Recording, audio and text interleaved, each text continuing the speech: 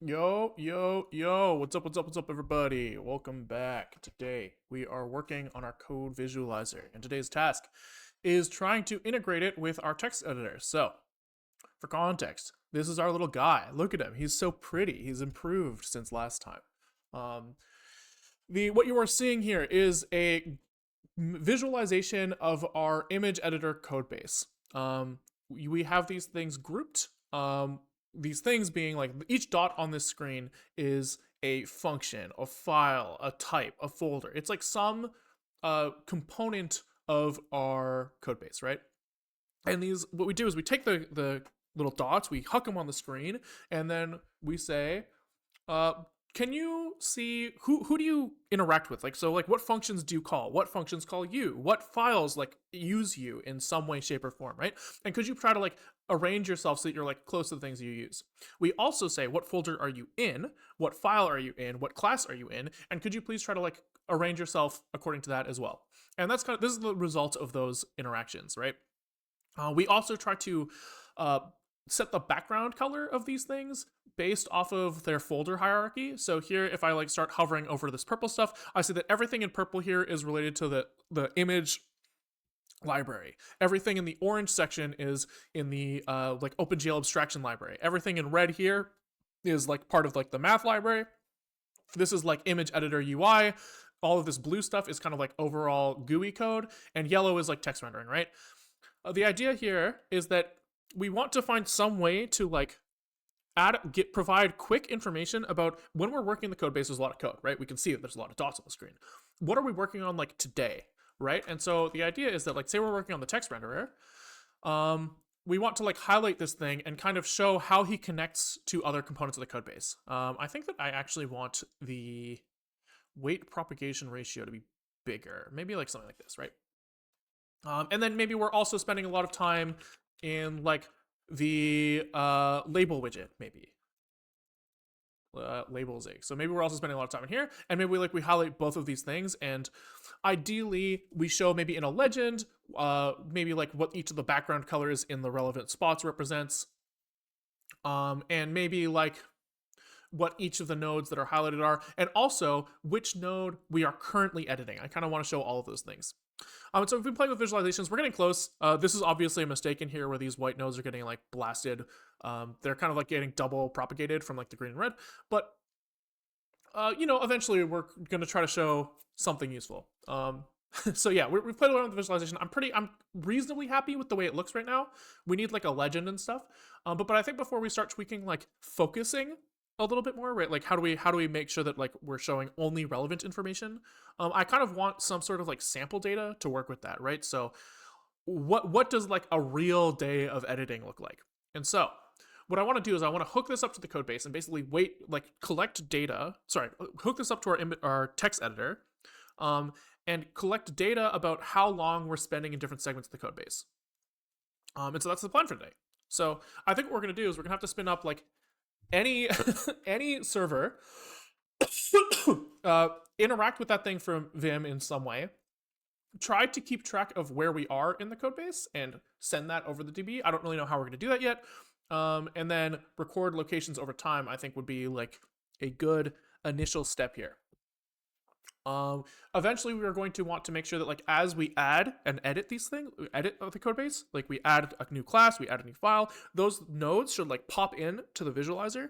But I think that's going to be a lot of work, and I think that probably we'll have enough to tackle today without doing that. So we'll kind of pretend for now like we are not editing the code base. We are only navigating through the code base, and we will keep track of things that way. So let's just fucking get moving and grooving. All right. Okay, so what do we want to do? Spin up any server. Seems reasonable. I guess we should maybe before we do that, we should double check like how does this actually work? How are we going to send stuff from NeoVim? So we did before we started this project, we did like a very quick and dirty like prototype just to make sure that we could communicate with an external process from Vim at all. And if I remember correctly, Vim has this like, sorry, not Vim, NeoVim has a built-in instance of libuv that is exposed via its Lua API. So what libuv is I'd have to double check, but I think that it's like kind of like a wrapper, a higher level wrapper around like ePOL or like KQ or whatever like the Windows alternative is. It's like a cross-platform way to have like an event loop, right? Where you say like, yo, I want to like communicate with stuff on the socket. Here's like some stuff, and like, could you like wake me up when we get some stuff back, essentially, right? It's like it's equivalent to like async await in other languages, except you don't have async await necessarily. So it's kind of more based around like the Linux way of doing this stuff, right? So like if you were to look at like man ePOL, is there an example?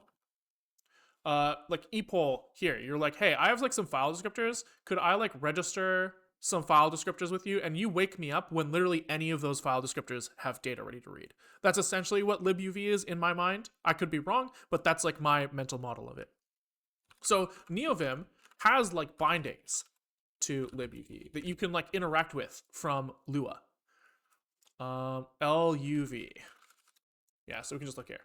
So like if we want to say talk to a TCP server, we can be like, hey, let's bind to that thing, and can we like listen, or if we want to spawn a TCP server, I guess, let's create a new TCP server, let's bind to localhost, and let's listen for this thing, and when something happens, we will call this function.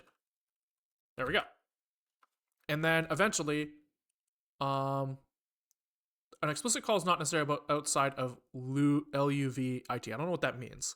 So I assume that there is some libuv event loop that is already running, and all we have to do is like connect to it. So I think that probably if we're doing like localhost communication, it would be nice to use like Unix sockets, which should exist in here. UV, like file, Unix, like local. Let's see, like maybe this will give us a clue. Oh, here. Handle T. Base handle. So we have TCP pipe handle. UV pipe T. This is surely what I want.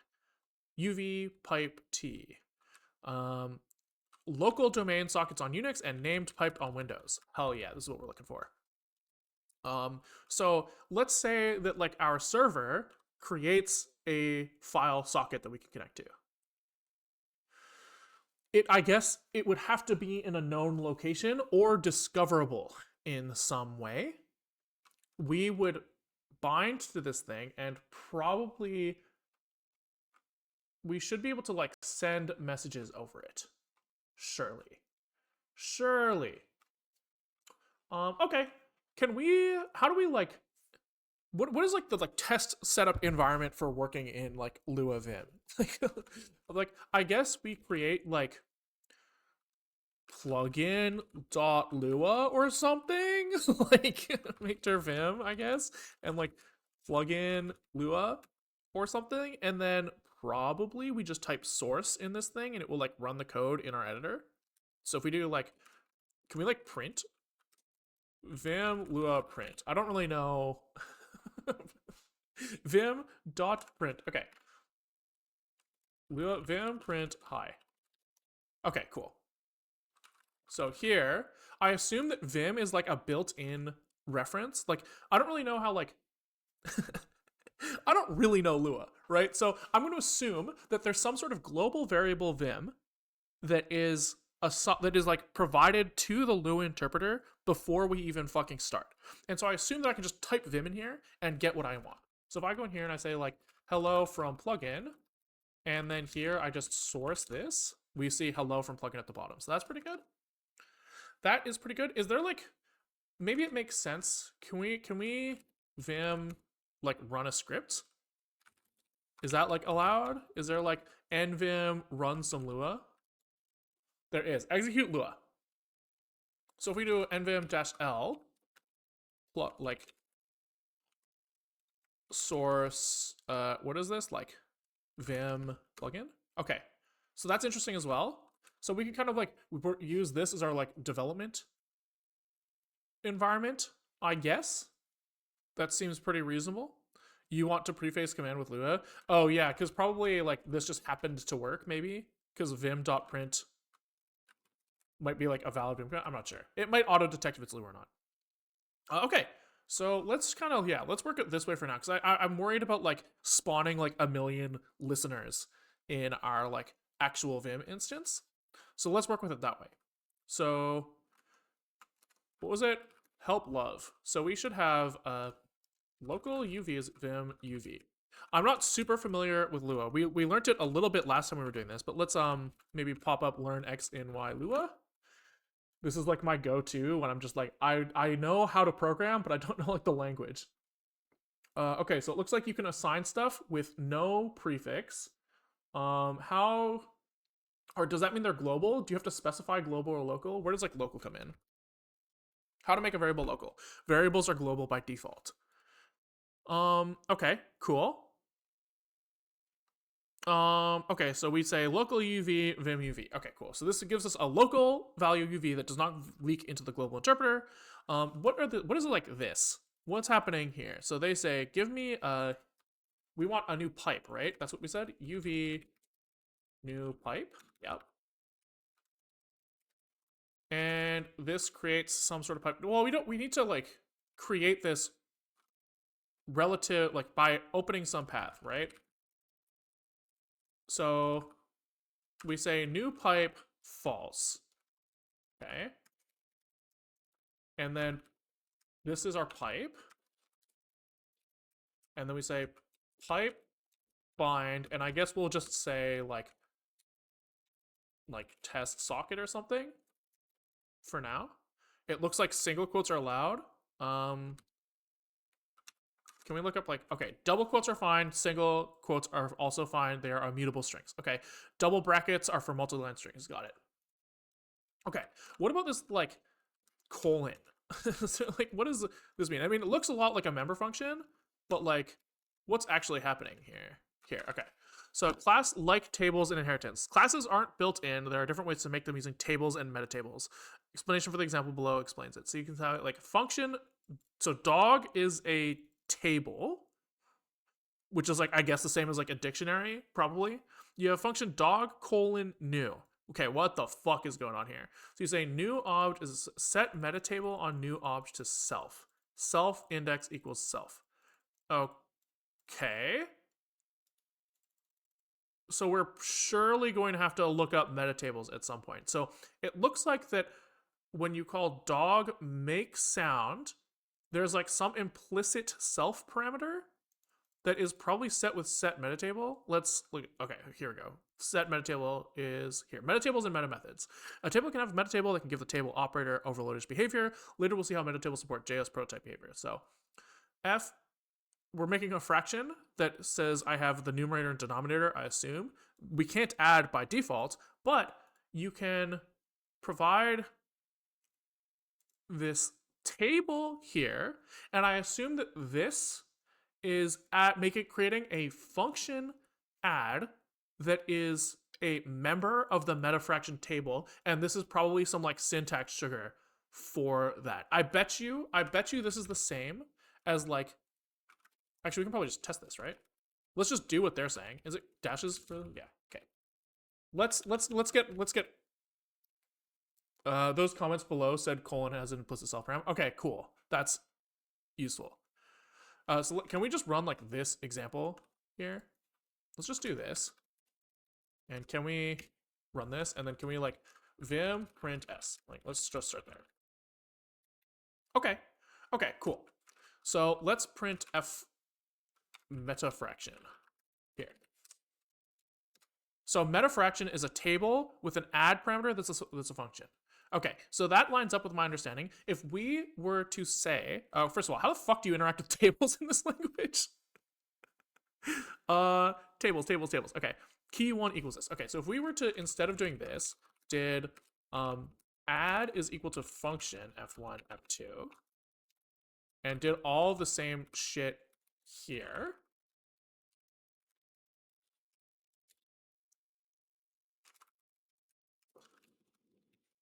Does that work? Okay. It does. Okay, so that's good. That's good. So my understanding is that this thing is a table. You say f1, you have some parameters in this meta table where these have like member functions, I assume. So I assume that this is the same as calling like s equals f1 add f2, or maybe no, there's like what is like the meta table in here? Surely there's a way to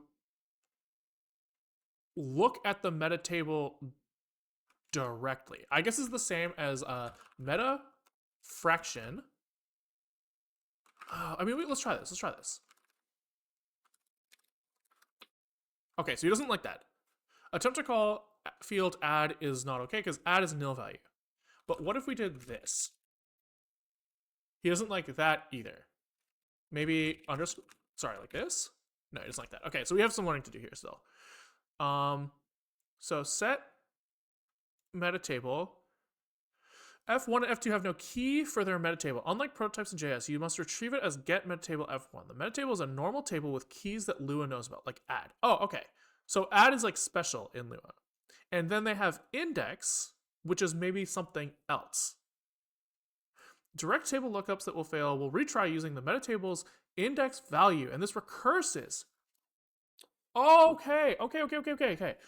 So if I say index equals this, then I should be able to call f1.add with f1, f2. Because what he's saying is like, I will look in the table f1 for add is not there, and so I'll look at the index to see if it's in there, and we'll keep going until I find the answer. Is that what he's saying? Oh, I fucking get it. I fucking get it. Okay, so now the only thing that we have to do is understand the colon parameter, which I think Two Step was saying was in the comments as a automatic self parameter. Okay, so the colon flag just adds a first argument called self. So if I call f1 colon add f2 here, we should get the same shit. Oh, we fucking get it, baby. Okay, cool. I think I understand. So if we go back into our libuv example, here uv is a global which has a member in it. UV is probably a table. The table has a function parameter new pipe called with the dot. We call this thing, he creates a pipe for us. Pipe has set meta table applied to him, which will have an index field that has things like bind. Bind is a function that takes in pipe as the first takes in a pipe as the first parameter, which is automatically done here. So if we did like pipe.bind pipe here, I believe that's the same thing. I believe. And so this creates us a socket. Okay, cool. So that was our like Lua aside. So now let's say that we want to use this thing. Can we just write to this thing maybe? UV handle T and UV stream T functions also apply. So I assume a stream is like something that you can read and write to. So can I like, yeah, you can write into this thing directly. So you can call stream write like this, right? So they're kind of saying that I can do like pipe write hello world is kind of what I'm like gathering from this thing. That's what I'm gathering. Ready B, thank you for the prime, much appreciated. Okay, so let's run this thing. And he is writing nil here. Okay, so nothing's like falling over, which is a little bit concerning. I would have loved to see a fail on the right, but it looks like right maybe is supposed to take a callback. Nil or a string, right? That's kind of what he's saying here. So data can either be a Lua string or a table of strings. If a table is passed in, then the C backend will use write v to send all strings in a single system call. The optional callback is for knowing when the write is complete. Returns a user data or fail. Okay, so is there an example of UV write anywhere in here? Okay. So here he just like fucking calls it. What about like colon write? It looks like all of the examples don't use the callback. Which is maybe fair. Maybe if we're just like, hey, event loop, could you like send this shit when you're ready? Maybe we don't really have to care too much about it for now. I would like to know how. Oh, here. This is an example of something that does this. What is like this? What the fuck is happening here? Assert not error error. Okay, pseudotypes. Some unique types are defined. These are not actual types in Lua, but they are used here to facilitate documenting consistent behavior. Fail is an assertable nil string tuple. See, love error handling. I would love to see love error handling. In libuv, errors are negative numbered constants. However, while these errors are exposed through uv-erno, the functions used to handle them are not exposed to love users. Instead, if an internal error is encountered, these love function will return the caller an assertable nil error name tuple. Is a tuple and a table the same in this language?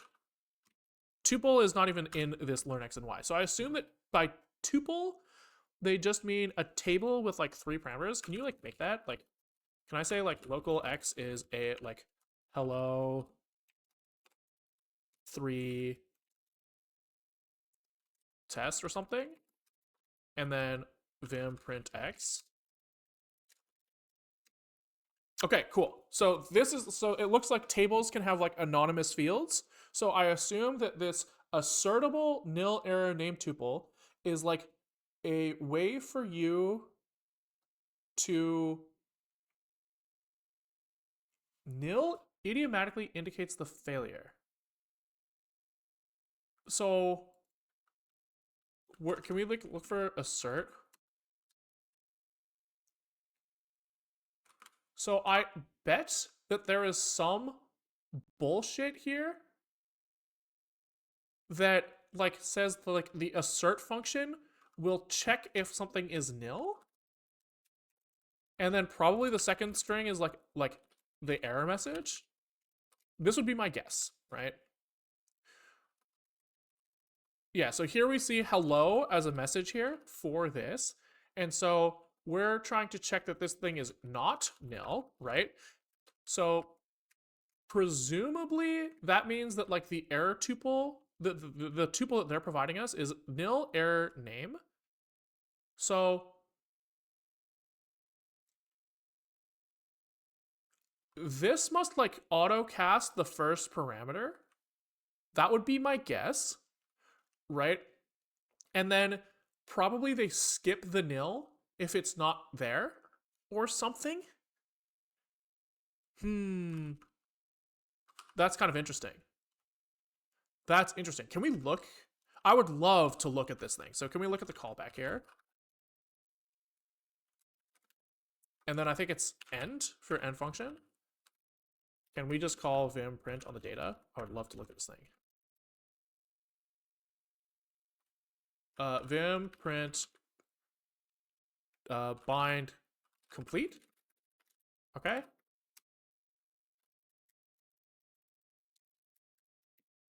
Which never happens. Wait, what the fuck? Oh, we see hello from plugging down here. Okay. Oh, but it could be that we're like not waiting, right? Do we need to like there was like a run event loop, right?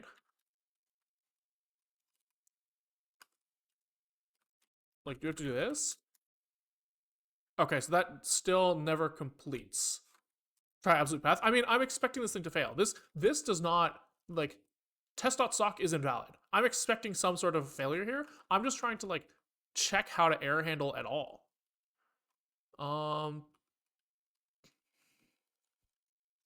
But I guess maybe this will become a little bit clearer later.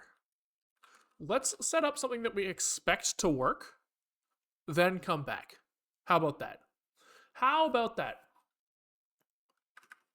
What is he trying to do? We're trying to hook up Vim to our code map. Or NeoVim, I should say, because Lua is very, and LUV are super NeoVim. But, okay. So I guess we might as well show it because I like looking at it. Do we have to listen? Listen is for if you're the server. I'm pretty sure. This is our code map. We're trying to basically say there is a bunch of stuff in the map. Here is how like one node connects to other nodes. right? So there's like some stuff in like our image editor repo or section, our like GL abstraction, our like text renderer. This stuff talks to all those things. We are trying to basically say that the highlighted sections of this graph should be created by which areas of the code base we're spending the most time in our text editor, which means that we have to communicate with this thing, which means we have to create a server and send messages to it in some way, shape, or form. Okay, so let's put a pause on this, and let's actually add some sort of Unix socket server. Okay, so let's call this server Zig. Pub function main. Okay. For now, we need to create a Unix socket. So surely that's a thing we could do. I actually don't know how to make a Unix socket. I don't know. Not from the command line. Like, can we like C API, POSIX? I don't know. How to create a Unix domain socket. So this guy's calling socket on this thing with AF Unix. Okay. Does Zig standard library have any like Unix socket type shit? Because I know they have like kind of higher level abstractions around like UDP and TCP. Loading. Give him a sec. He's thinking. Oh, this is actually the long. Oh, there we go. TCP. Okay. So they have net TCP. I think that I've seen in here before. We have like, oh yeah, there's like has Unix sockets. Surely we can like create a Unix socket in here. You can connect to Unix socket. Is it that you create an address in a Unix address and then you listen on that address and you create a server? Okay, yeah, that seems right. That seems right. Okay, so this is in stud net address init Unix. Right, we're just like hello, or what do we call it? Test socket? Okay. And then we get an address. Then we take our ADDIE, we listen. And then we must have to do like while server does something. So we like accept a connection. For now, we will only handle one connection at a time, but in the, this is prototype code. This guy takes in no arguments. This thing needs to be a variable for this to work. Okay, does listen need a mutable ADDIE? No, okay. Okay, so now we have like some connection, and for each connection, we're gonna like stream read into some bus. Okay, and does this return us this read size? He does. So we say red bytes is this, and then we should be able to like print out what we got. Got message, and we'll maybe put them in quotes. How about? Okay. So let's run this thing. He is mad because the address is in use. So that's interesting. Okay. Okay. Oh, that's interesting. Okay. So now we have our thing, and can we like run this now? He's mad. He's not really doing jack shit. Can we maybe like netcat to this thing? I just want to like prove that the fucking server side is working. nc-u maybe? -u? Use UDP, oh, dash capital U. So, hi. Okay, hello world. Okay, so that's not good. Because probably we need to do like while connection is live or something. How do we check? Oh, I guess we get red bytes of 0 if it closes, I think. So it's like while true.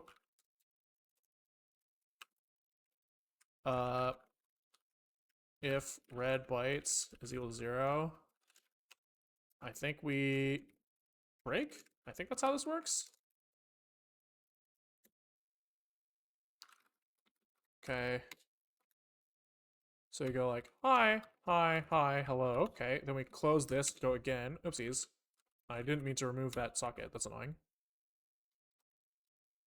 Hi, hi, hello, close, netcat again, ASDF. Okay, cool. So now this is working as expected.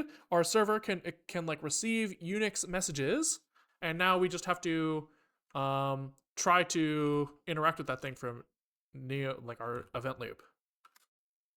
Okay, so the fact that we're not seeing anything here is like not good. So probably, now that I'm thinking about it, bind and connect are usually kind of separate. So, okay, let's start up a second shell here and here, and then we'll go back into our plugin. And bind is usually the listener side. I think it's usually connect, actually. So can we go back to like pipe T? So this thing, his example is bind, but surely there's actually going to be a connect. Yes, there is UV pipe connect with a callback. Okay, so this should be connect complete. And then can we rm test sock, zig run, and then nvim-lr plugin. And we do get the message hello world, which we wrote here, which is fucking sick, dude. Okay. I'm a little bit confused about why this function isn't being called on like connection complete. That's a little bit annoying. If I take away this UV run, also what happens? So, oh, here we go. We are seeing a nil. Why do we see that now, but not if we type UV run? That's kind of interesting. How do we like wait for this shit to finish? Right, because what's happening here is like NeoVim is like immediately exiting. I want NeoVim to like keep running while we wait for this stuff to happen. Can we like...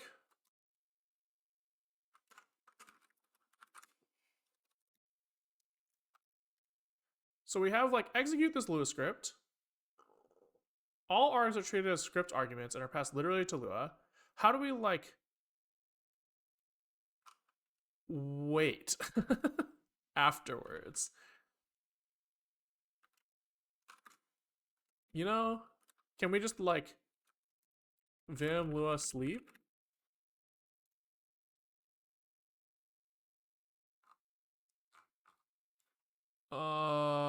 This is not helpful. NeoVim Lua sleep maybe? Lua guide? Sleep? Wait? Is there like maybe UV?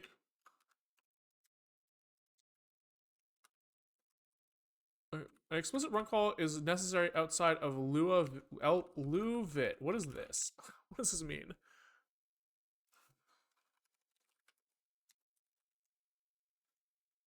Oh, I see. So we're probably in it already. I guess it doesn't really matter too much. I want to see... Okay. We were trying to figure out what this, like, error thing is here, right? So can we say, like... They said you can do, like, not data or something? That's what they were saying you can do for errors? Which it seems like is fine.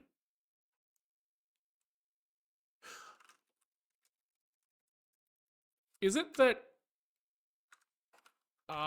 okay, I bet that what's happening here is by putting nil in the first argument, you can assert that that first thing is nil. If the first thing is anything but nil, the assertion fails, and then we print what's in here. I think that's how this is working, which makes sense.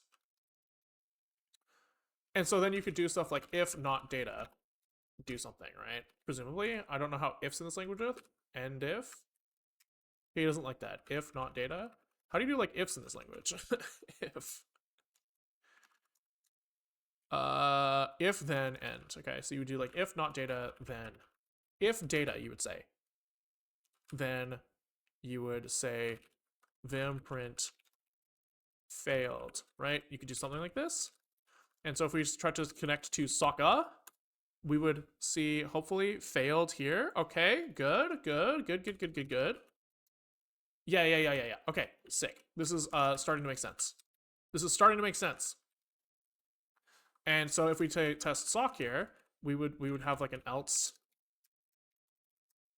success. Okay, it's starting to come together. Okay, cool. So we have this like Vim Lua script that we can use that can connect to the socket, and we can send a message that the server receives. So I think that means that we've kind of done this and this. Those two things are complete. Okay, so now what would be nice for us to do is tell the server every once in a while where we are. And maybe we will communicate this in like file line for now. So maybe we will say that this is update server with current location. Okay. So we must be able to like on a timer, like send the server a message. It must be possible. So probably we can hook into the UV event loop, and I assume that there's some sort of like timer in here somewhere, UV timer T. Timers are used to schedule callbacks in the future, and can I run this thing like on an interval? It looks like it. So there's a set interval where I call this thing with,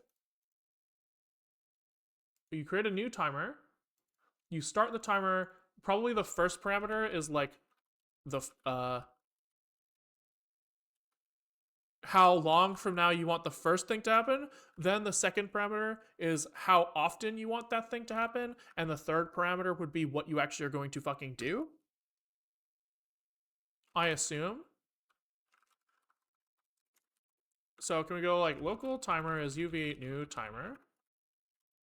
We want to go like timer. What was it? I already forgot. Fuck. I shouldn't have closed that. Timer start. Okay, let's just copy this.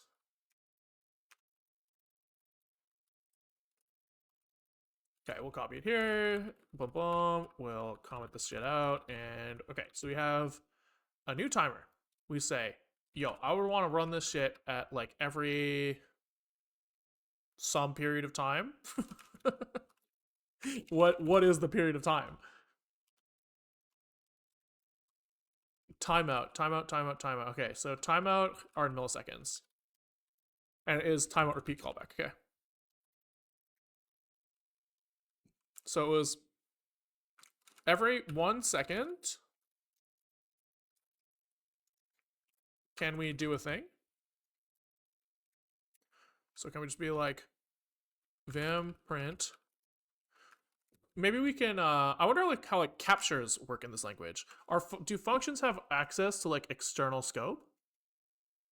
Like, are they like essentially like lambdas or closures or whatever the fuck you want to call them?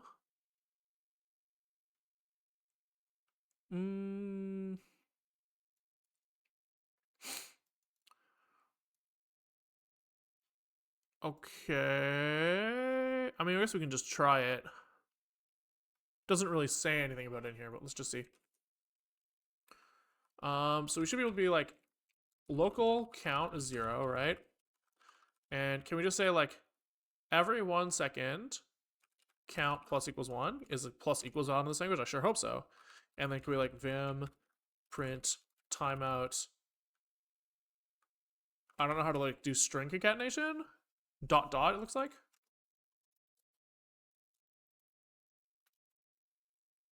So he's mad because 27, he doesn't like this plus equals.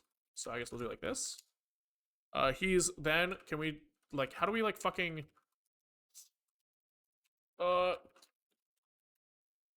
UV.run is not it. Can we like block? I just want to like not fucking exit here.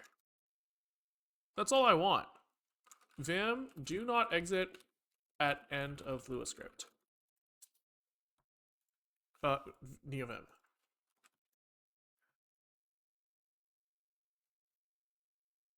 I want the opposite of this.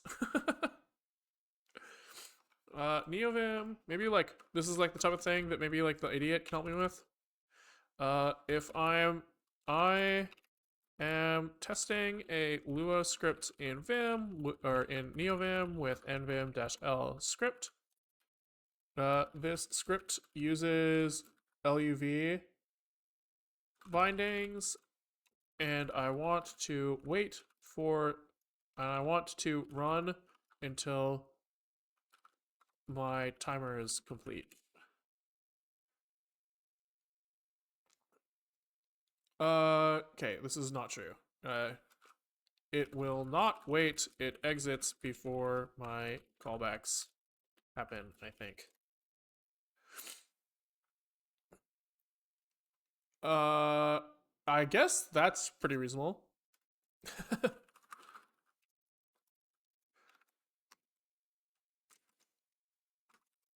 Do done, end. Okay. We can also have some, is there a sleep command function in Lua nvim question mark?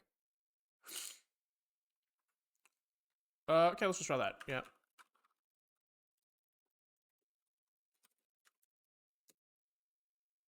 Okay, so that seems to be working, except whoever said shouldn't I just type luv.run? I would have thought so, but our like connection doesn't trigger in that case.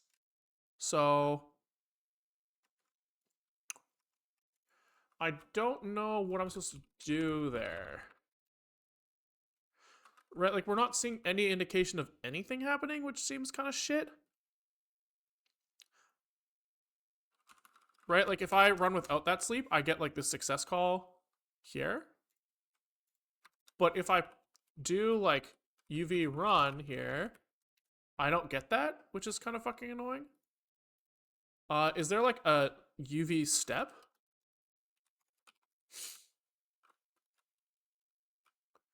So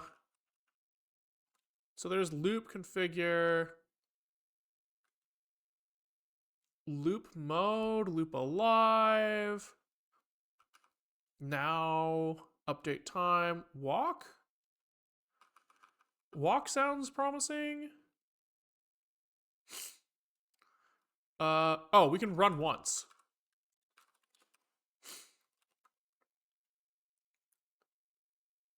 No, wait. Can we do this?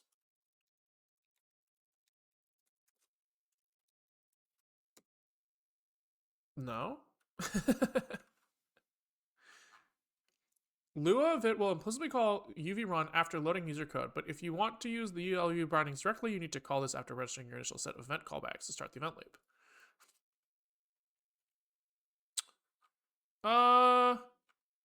Okay, what the fuck? Oh, okay, wait, so that's kind of interesting. Oh, maybe this connection maybe this only runs after the server closes the socket. Let's try that. Let's try that. So if we go into our like server zig, and here we say defer.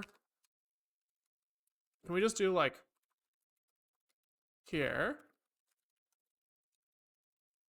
Can I not close this connection from my side? This gives me a connection. I guess just D in it.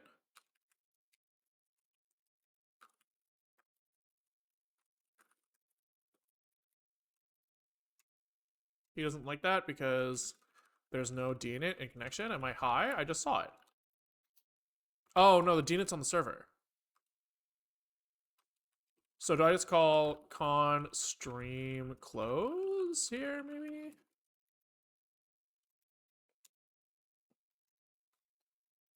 Okay. Why is he mad about a DNet call? There's no DNet. Okay, address and lit use. So we just remove the socket, run again.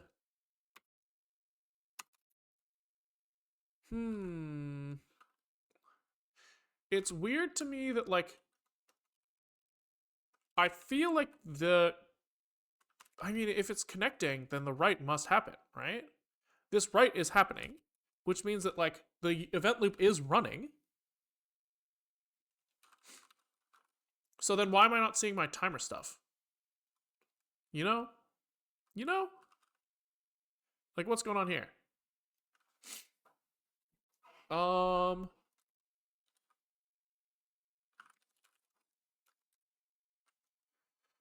Okay, so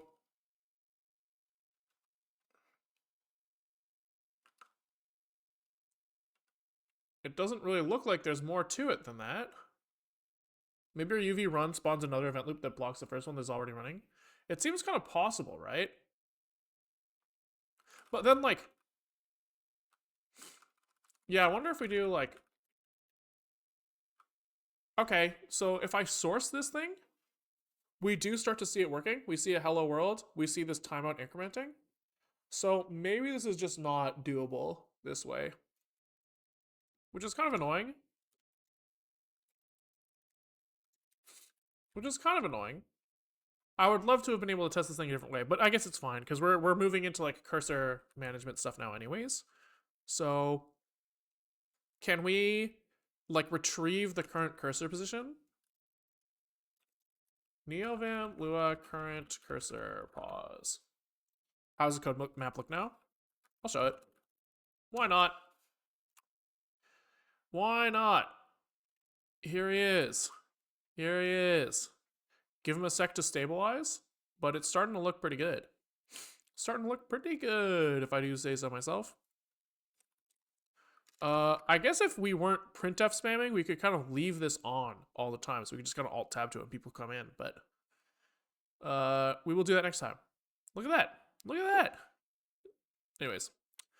Anyways, he's looking pretty good. Okay. So here, I guess we need to get the current cursor position. So nvim win get cursor. All right, so that's a thing that we can definitely look up. So it gets the 1-0 index buffer relative cursor position for a given window. How do I know like the file?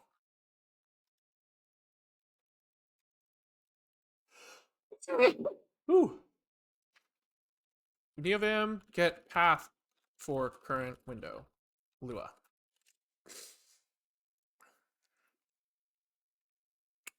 Get current buff returns the current buffer number.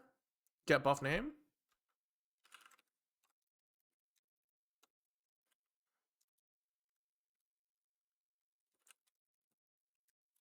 Was it? Get. Jeez. Nbib buff get name. Okay, here we go. Okay. So it looks like we can like get the current buffer. Then we get the name for the buffer, and then we get the cursor position for the buffer. Okay, so let's kind of get rid of all of this stuff temporarily. And can we just say like Vim API, nvim, what was it? Nvim win get buff?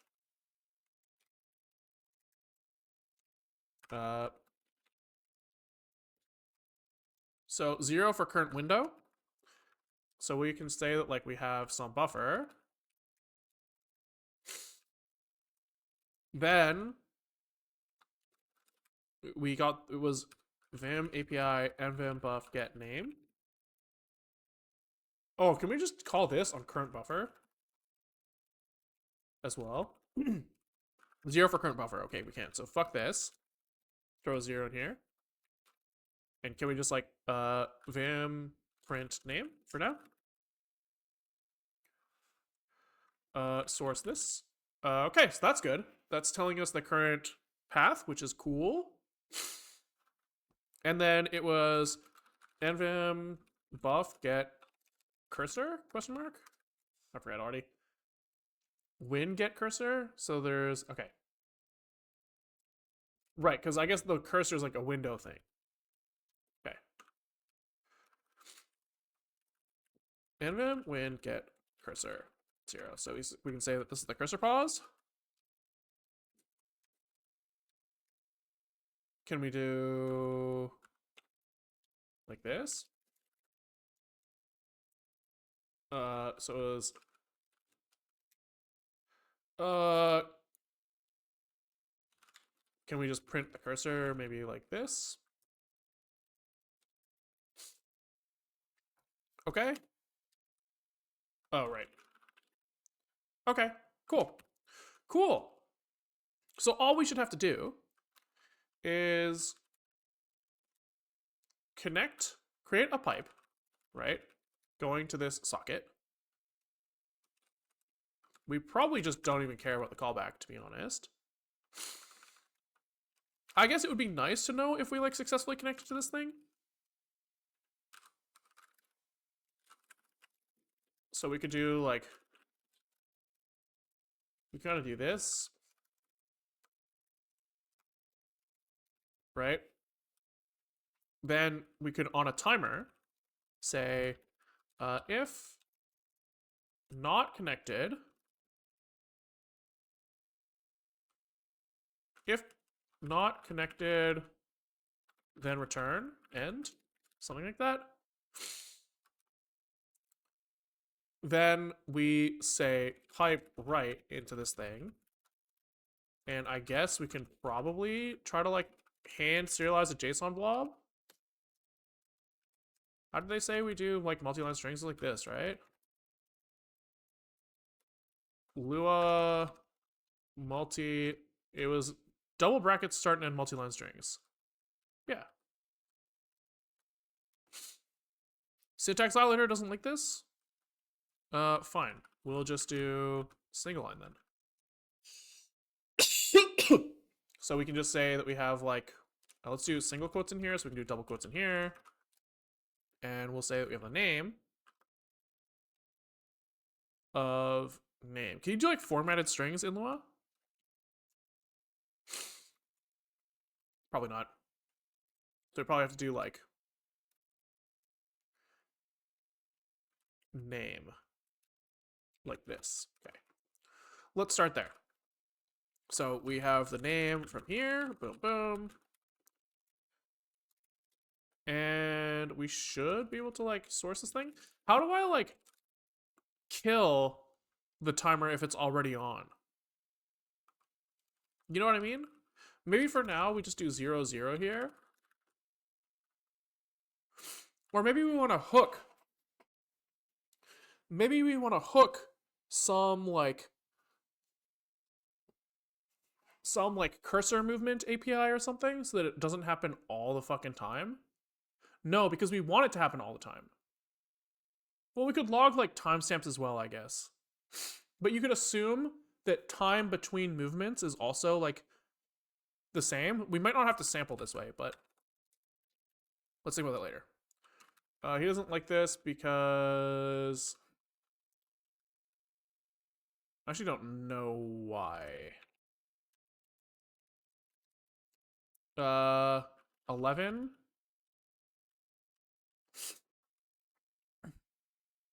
Oh, I see. We forgot this.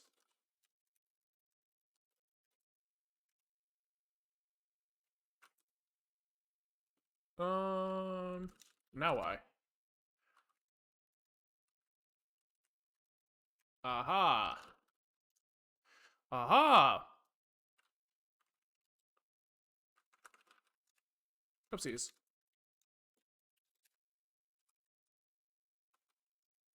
Okay. So the server is down now, which is a problem.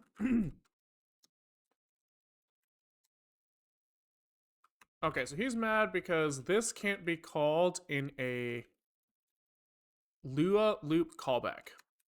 That sucks.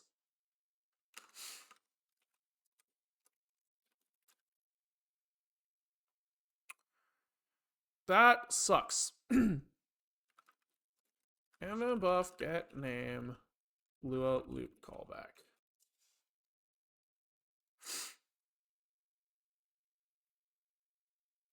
So like what's the fix this? I guess like you have to call it, you have to like defer this thing to happen somewhere else, but like schedule wrap.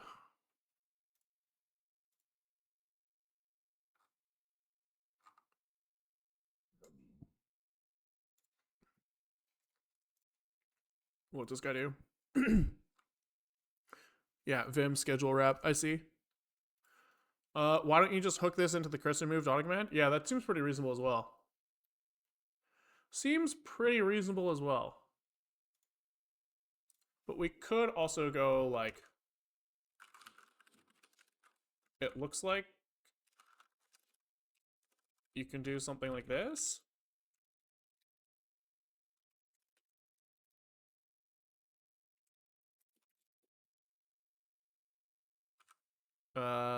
Well, it doesn't seem to do shit.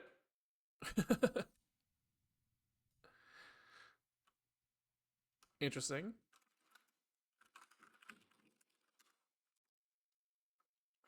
Returns a function which calls function via Vim schedule. Oh, I see. So we have to call like this.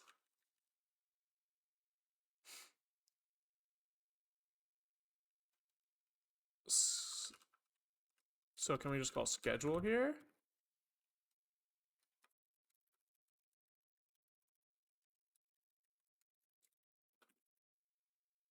Attempt to call a nil value. Vim print hi. Fuck.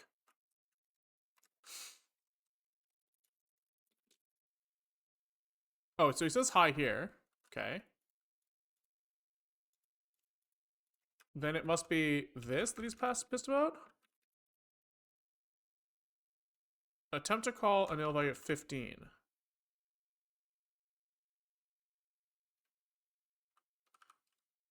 Oh, here. My bad. I left these braces here. Okay, there we go. Okay. So we did see the message there once. We do see it here again. Okay, that's good. Okay. Cool. We clearly need quotes here. And then I guess we should fix our server zig here where we intentionally close the stream.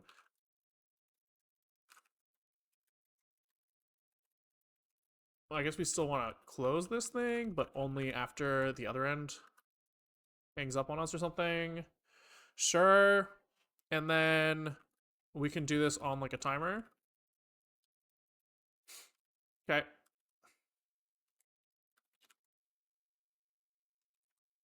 Oh, oops, this needs to rerun the server because we changed the code there. Okay, I guess we should do rm test sock and zig run source server like this. Okay. Cool. Source this. Okay. So now I guess we also want to throw the cursor position in. I would love to like, I guess we can just only run this a certain amount of times. It would be cool to be able to like stop this thing somehow. Can we, if we just say that this is like a global timer, like I don't know, code map timer like this, can we like call code map timer stop in here if we call like Lua code map timer stop? Oh yeah, you can. Okay. Okay, cool. So you can make like a module with like init and dinit and stuff. Nanomad, thank you for the prime, much appreciated. Okay. Sure, that's good enough for now. Good enough for now. Okay. So can we then in here start being like,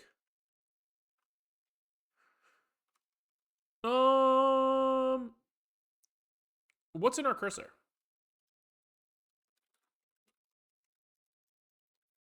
I forgot already. I think it was a table with 2 values. Yeah, it is. Okay. So it's like Lua is 1 index, right? So here we want to go like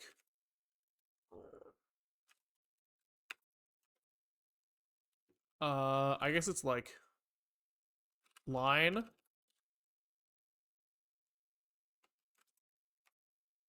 and then here we huck in the cursor 1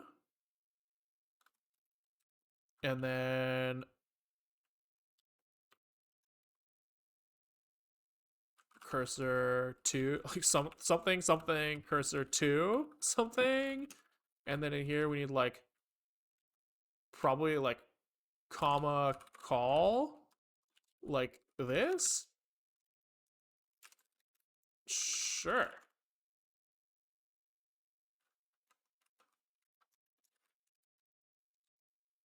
I mean, we're not getting type right in here anymore, which seems kind of bad.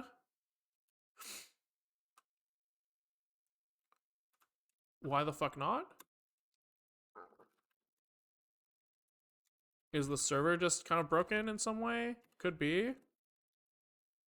Oh, interesting. I don't know what the fuck that was. Oh, maybe we have to type start on it manually again or something? Connection is still up and you can only handle one connection. Yeah, that makes sense. You were right, you were right, you were right. So every time we need to like... Yeah, I see. That's a good call, good call, good call. Okay.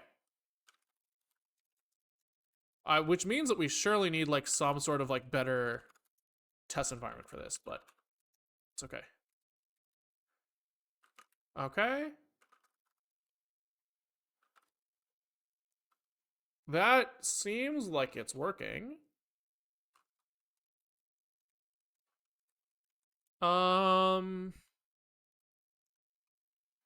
Yeah, I guess it's probably good enough. Now, I think that it's probably better to hook in to like the cursor movement.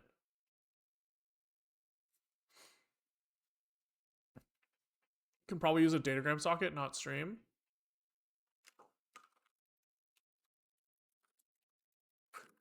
Let's double check here.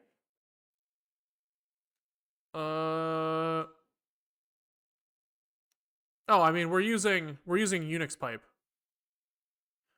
So I think that Unix pipes are already automatically buffered that way. I think. I mean, it seems like he is, right? He's getting the message one chunk at a time. Just noticed Lua has string format. Unix has stream and dgram also. Oh, okay. So it's like it depends on which way the libuv pipe sets it up.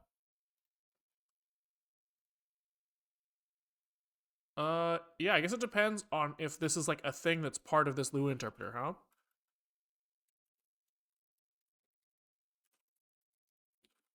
Can we just go like string format? How does this thing work? Uh, hello world. I guess it's like hello world like this, right? And we see if this works. So if we go in here and we say like nvim-l vim test Lua, I guess you have to print it if you think about it. Okay, yeah, sick. Sick. Okay, so I think you're right. That's probably worth double checking that pipe here does like a datagram socket. I assume it does, but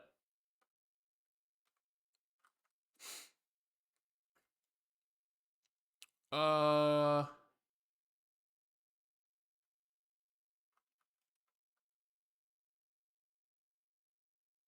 I guess we'll just assume it is. Cause I don't want to think about it. Okay, so it looks like we could do local message is equal to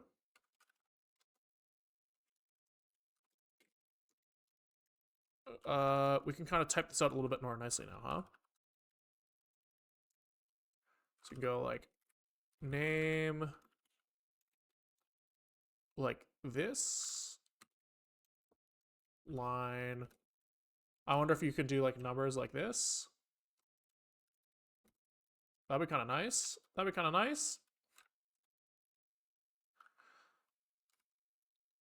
Name cursor 1, cursor 2, right? That'd be kind of cool if we do this.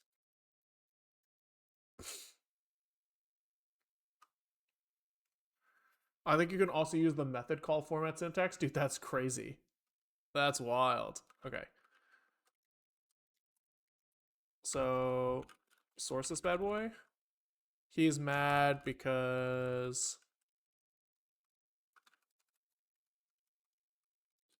probably forgot a comma here. Yeah, it seems like that's working, right? We're seeing the messages come in now, which is cool.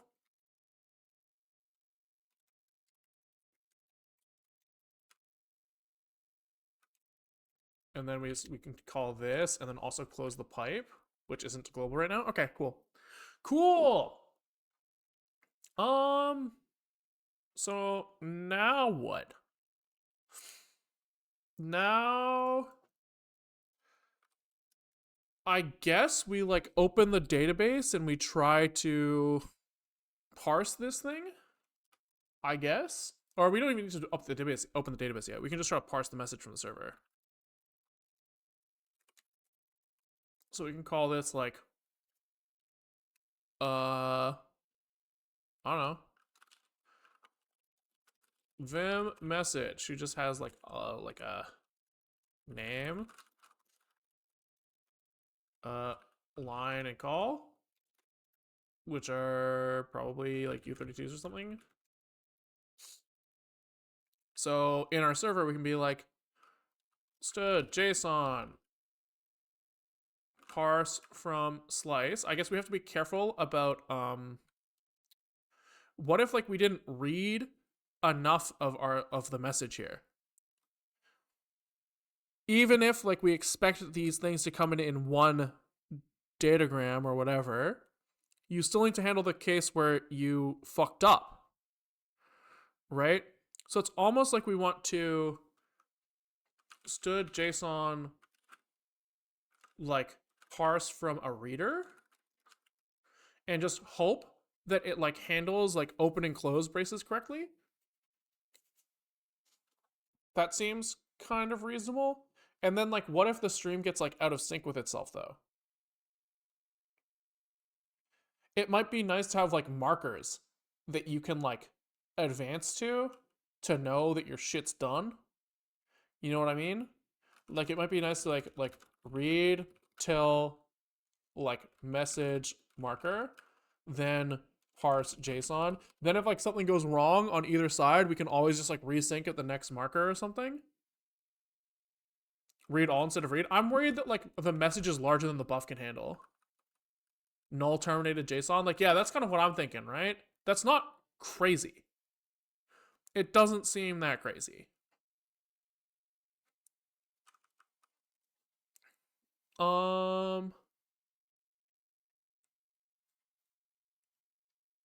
Yeah.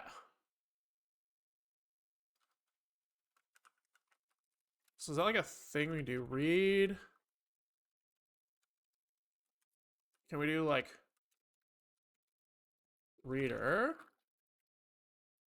Is there like a read until? Yeah, there is. So we can kind of like do this, right? And then will this tell us if stream too long? So what happens if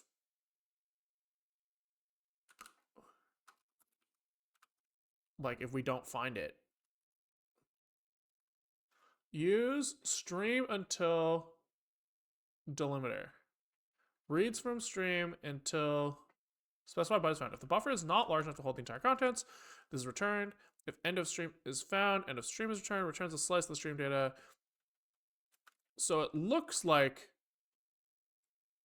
it consumes the data. If you get like stream too long, I guess you won't know how much you read, but you can probably assume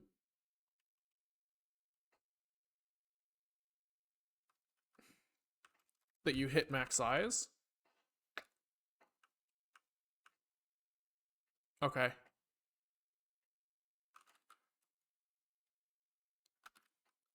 Can you like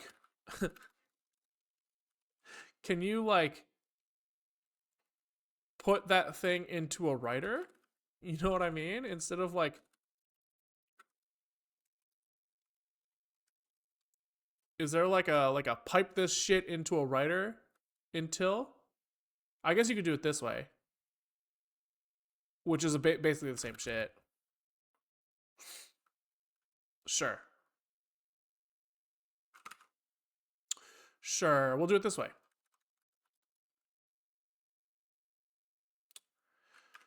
Which kind of sucks, but I guess it's like kind of mitigated if your array list uses an arena.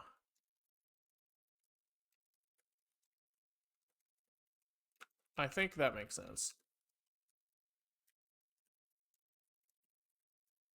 Okay. It's like this. And then we need like var GPA is stood heap general purpose allocator. Defer this guy. We get something like runtime allocator from our general purpose allocator. Then here we like create our buff as a array list of U8 wrapped via the arena allocator. Okay. And then on each iteration here, we just reset the arena. I guess the other option here is we could just have our buff kind of be long-lived up here, right? And just kind of like reset the buffer every time as well. It's kind of like the same shit. It's kind of the same shit. Clear retaining capacity here, and then here we pass in buff like this. Delimiter 0, max size, like, I don't know, really big. And then this thing is just like tried. Probably like failure here should like not crash the program, but you know, it is what it is for now. And then now we can parse this thing. So we say like JSON stood JSON parse from slice into a Vim message, right?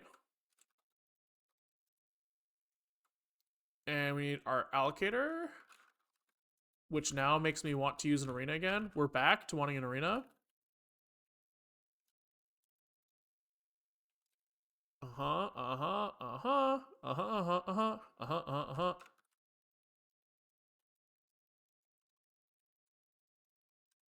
uh-huh. Arena reset.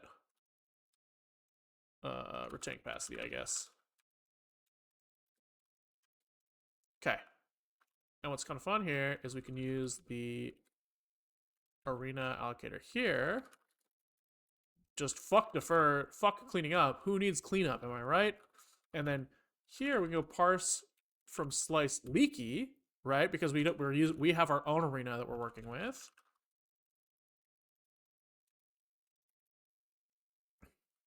Just FYI, S stood net in a Unix sock type dgram. Ah, cool. Thanks. Thank you.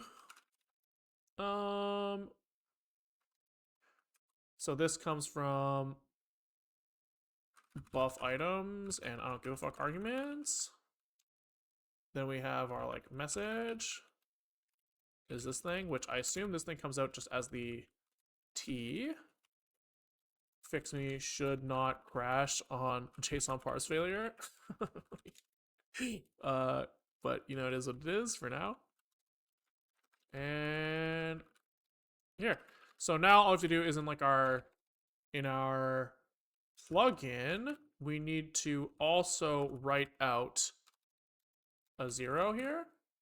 But I think that that'll like, I don't know if that'll string concatenate like a 0 in here or like the number as 0. I'll probably do number as 0. So what if I did like this? Does that do what I want? Lua has null 0. Ooh, \0. Yeah, that makes sense. That kind of makes sense. Just fucking huck this shit in there. Yeah, I like that. I like that. Okay. So Zig run. He's mad for some reason. He's mad because at 37 we're doing some dumb shit. Yeah, we really are, huh? So how do we tell if this thing end of files?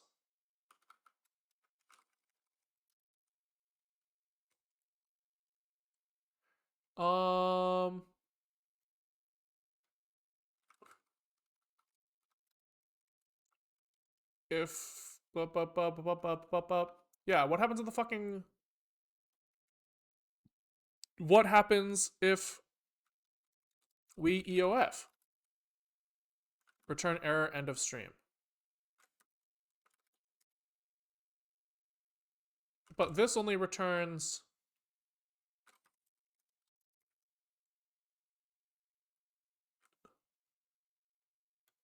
how come no end of file error has error end of file in here? Am I fucking stupid, dumb, stupid? In what world is end of stream a no EOF? I feel like that's exactly what's happening. Right? Am I dummy?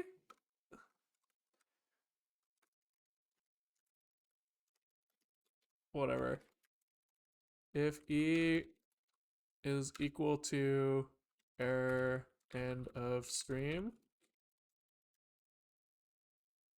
That name confused me too. Yeah, okay. I'm not okay. Thank you. I'm not crazy. We'll do this for now. Because that's just kind of like expected behavior to some extent.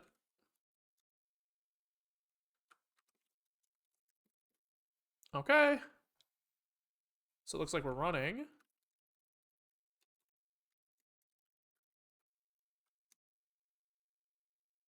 Okay.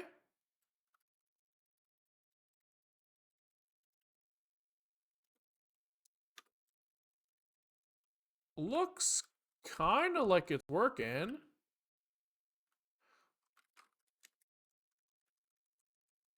Yeah, I think so. It's hard to tell because we didn't fucking print the names correctly, but we can fix that pretty easily with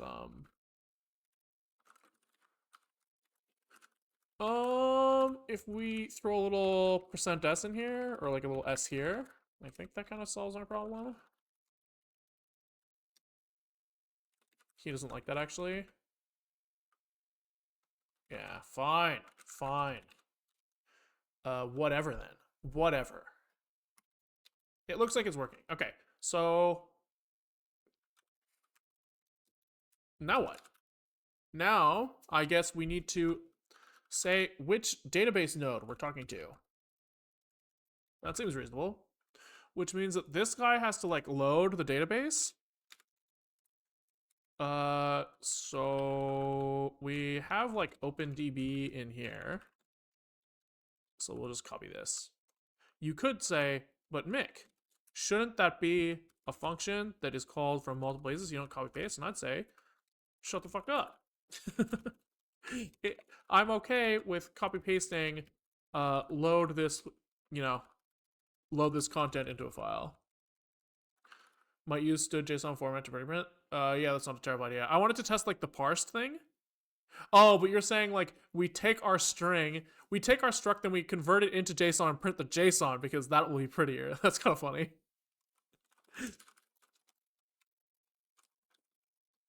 I'm not too worried about it. Okay, so we need some arguments.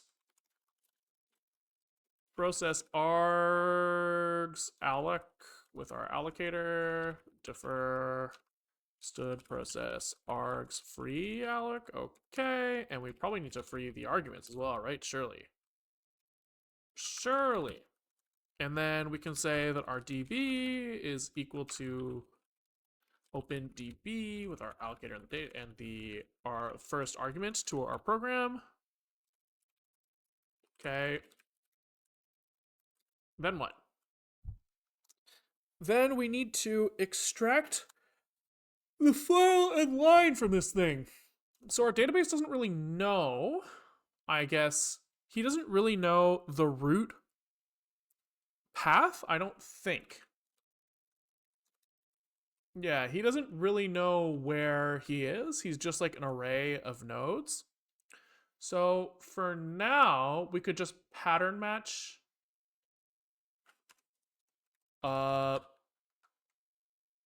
We could pattern match the end of our path with this and just hope they have to ley line up. That's a little sketchy. Because like, I guess you would have to make sure that you hit the longest point.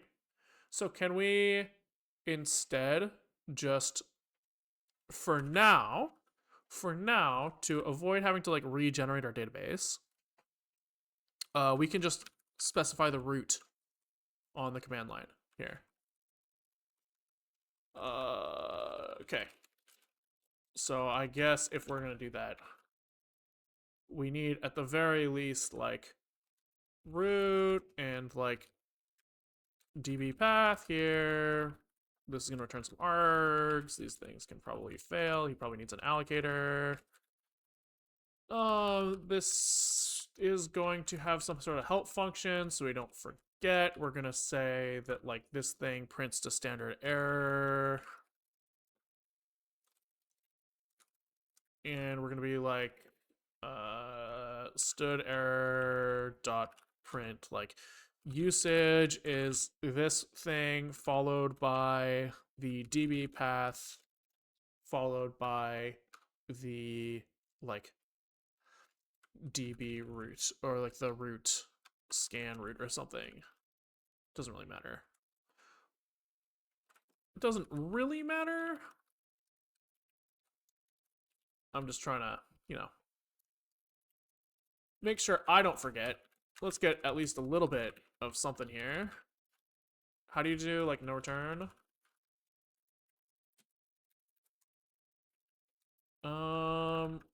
There we go. Good enough for me. Good enough for me. Okay, so here, I think I want to do this, and we say like var iterator is to process args with allocator here. Okay, we return the args,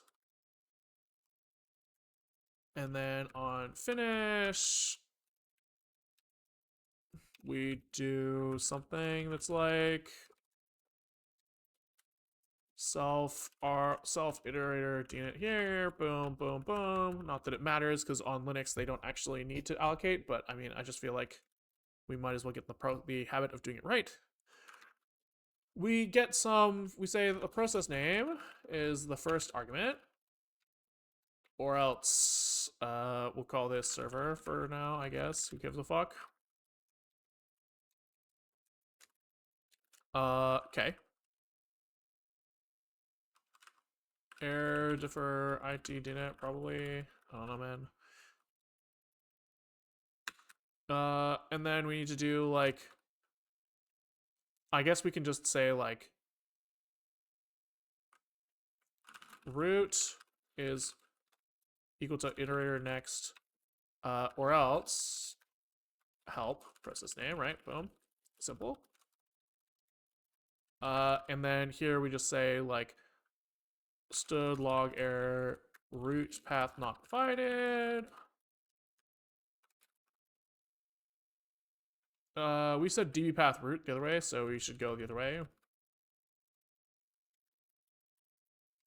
db path, db path not provided. Okay, scander, I guess.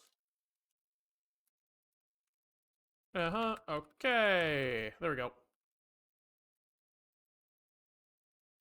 There we go, and now we can go like args. All right. I guess this thing actually can't fail because any failures just print help and like fucking insta crash. So that's actually totally chill. And now we can call this with like args db path. And now he's pissed at some shit. What? Probably this has to be variable. Okay, and then db dnet needs an allocator probably, and then needs to be variable. Okay, and then it next is pissed off because like I guess that means this can fail.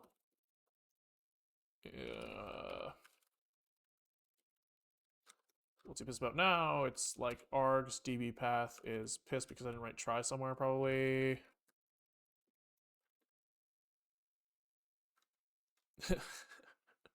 Args, the Pirate vibes are real, yeah. Okay, so then we probably want like a new line on this. And it looks like we're chilling now, so now we just go like res samples spin full, and the scan route I guess would be like from here, I think, is where we scanned from. Okay, so that's like working now, and then we need to, I guess,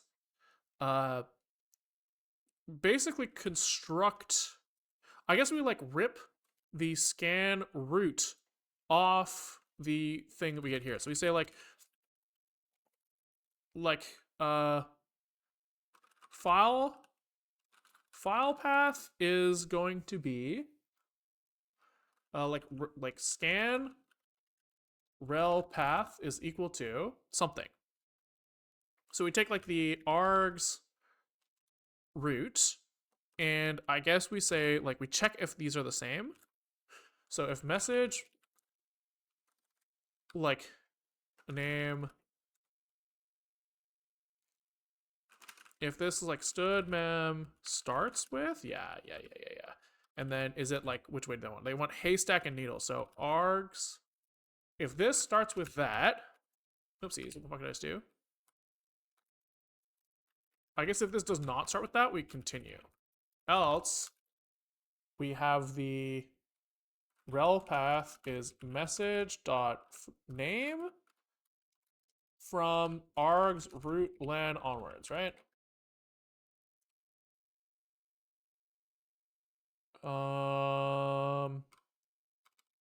I guess we have to be careful here because this could return true.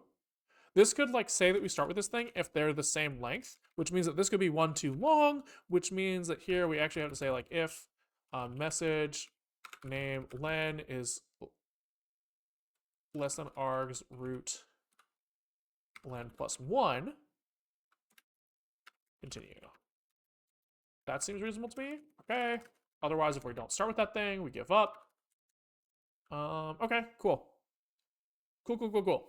So now we have like a path that we can look for. So we can look for like find node ID by some node query. Okay, cool. So we have node query that gives us a name and an ID.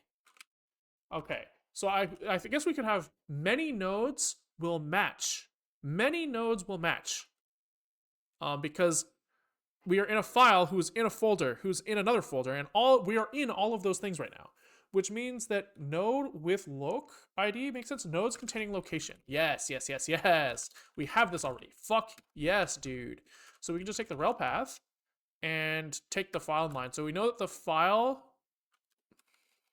We have to be careful about the like the numbers here. I think that they said in what was it? It was like mvim buff. No, we'll just look. What's our API? It's mvim win get cursor. It's 1 0 indexed, right? So it sounds like the row is 1 index and the column is 0 index, which is like kind of fucking weird, but will live. So I think we actually, if we're 0 0 indexed, which I assume we are in here, text position 0 indexed on both. So here we should be able to say that we're like message line -1 message dot call, and I guess we should saturating sub here just in case. I guess we should say if message line is equal to 0, we should like log error std log error unexpected message line 0. Line was not 1 indexed. All right, seems reasonable. Then we can do this without worrying, and we're chilling now. Okay. So while we get some node that contains this thing, let's print the name of that node. spending time in this node. Yeah, let's do this. I think this is a node ID, which means that we want to do like db get node given this ID. And we do node name here. All right, all of that seems reasonable. He doesn't like this because this thing expects 2 arguments, found 3 because text position is one thing, which means like we need to look at the, what is text position has like a line and call. So this is line equals this, call equals that. All right, chillin'. We probably want to run this here, okay? And then we are pissed because we forgot to run with the dashes. Okay, boom.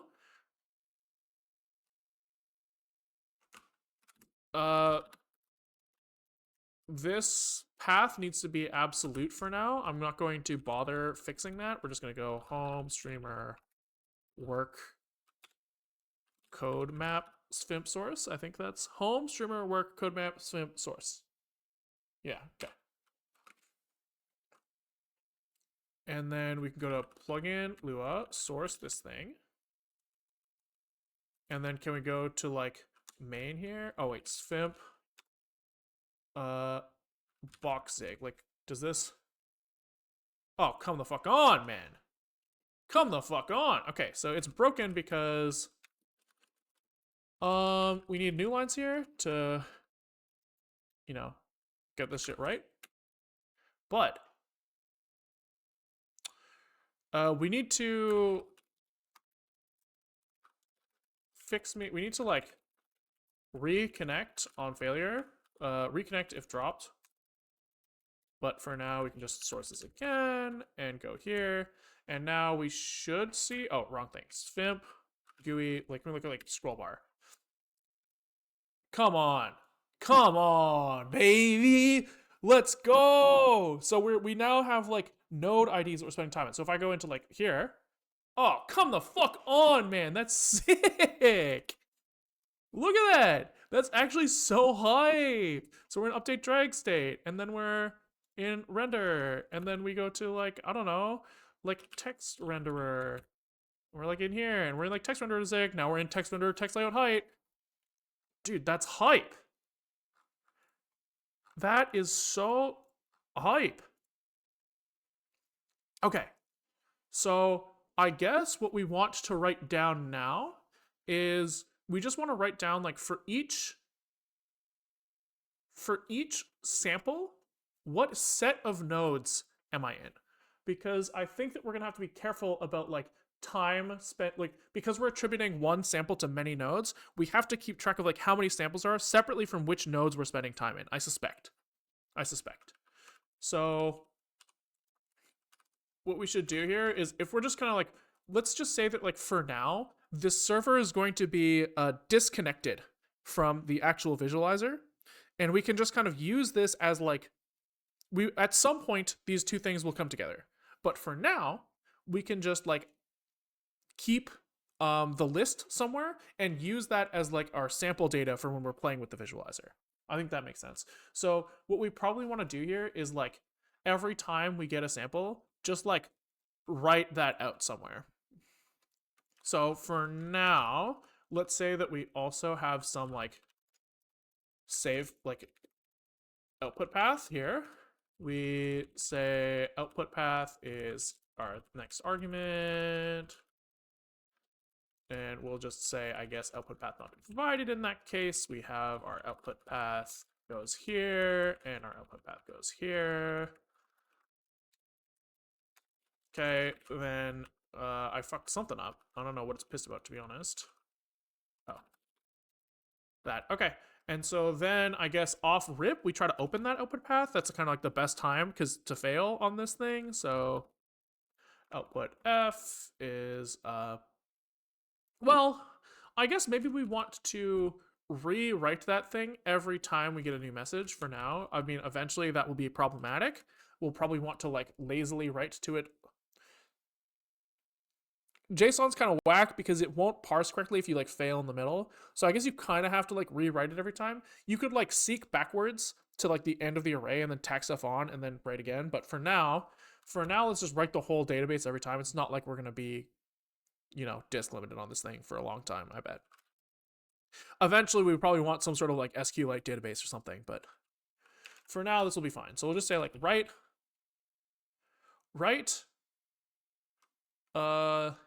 history. Okay, and we'll write to some path. And this will like, create file path. He'll be like, write the data here, which means that we probably need like history, like location history. Who's gonna have like an array list.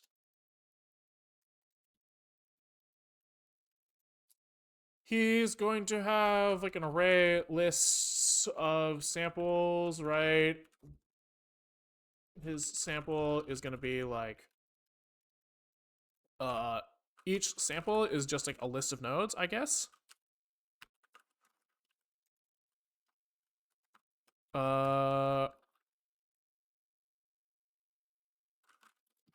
Yeah, something like this.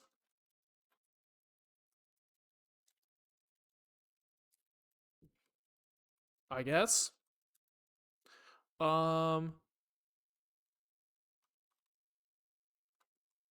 This is kind of annoying. What if we did this? We have a bunch of sample storage here.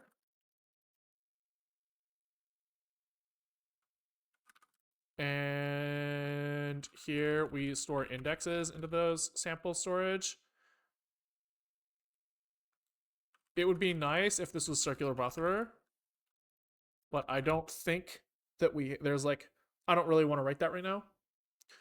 I don't really want to write that right now. Oh wait, what, the DB is a JSON file? Yeah, for now. One day it won't be, but for now it will be. So for now, let's say we have like some sample.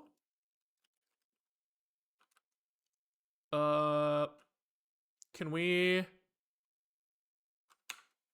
I guess it's like start sample here is probably the easiest thing to do here.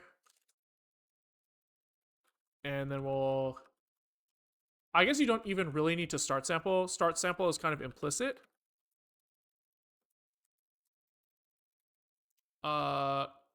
Yeah, okay. So when we end sample, we just say like samples. This needs to have an allocator here to use with both of these guys. When we end the sample, the samples gets like an index into this thing, which is kind of annoying because this size is going to change as we pop stuff out, right? We're trying to like basically like keep track of like the last like max samples, right? Let's say that we want to keep like 100 samples.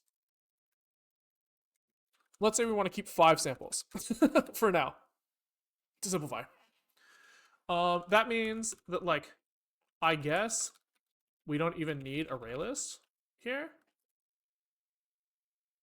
right? We can kind of do this. I guess here we do need array list though. It's easy. We can do like fix me stack array list or something, which doesn't exist yet, and this could be circular buffer. So the idea here is that we're going to, every time we like get some samples, we're going to be like, let me push a node. Okay. So this is db node ID here. And this is like self, we say, all we do is we say self sample storage append ID. Simple.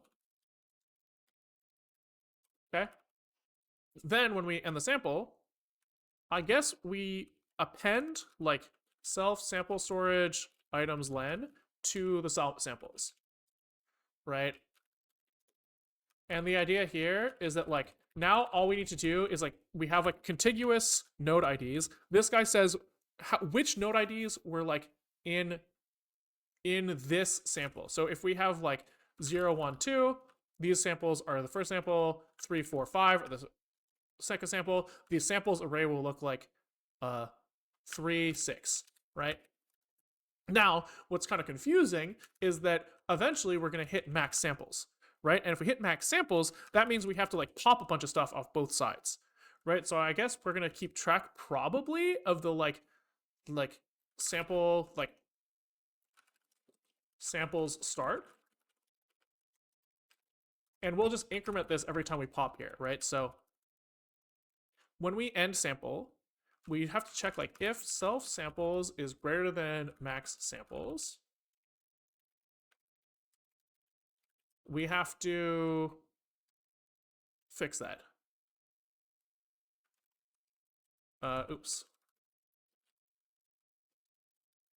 Right, so we're gonna be like self samples ordered remove at 0. This is shit, right? But it's also fine because the length of this thing is going to be relatively small. So doing like an ordered remove where we like mem copy everything back by 1, I don't think should end up being that slow, but like, you know, it would be maybe nice if this was a circular buffer. So that this was like essentially free. But for now, we do it this way. And then this should give us the element. So this just becomes like self samples start is here. I guess like this is going to be new sample start. And then we need to like remove this many elements from the storage. Storage remove is equal to this, right? Because we need to shift out the, if we removed 0, 1, 2, we need to remove 0 and 1, 2 from here. Okay. Which should be pretty easy. I know like sample storage dot, is there like remove shift? Okay, I guess we do it by hand. Stud mem, it's like copy forwards. This is backwards from whichever way I think. So dest len must be greater than or equal to, or must be greater than source len if we're copying forwards. Dest len must be, oh, sorry. If the slices overlap, dest pointer must be less than source pointer. Yeah, so if we're copying into something backwards, we use copy forwards. Very confusing. I don't really understand why. But we can say that we're copying db node IDs from self sample storage 0 onwards to self sample storage from storage remove onwards. And then we do like a resize.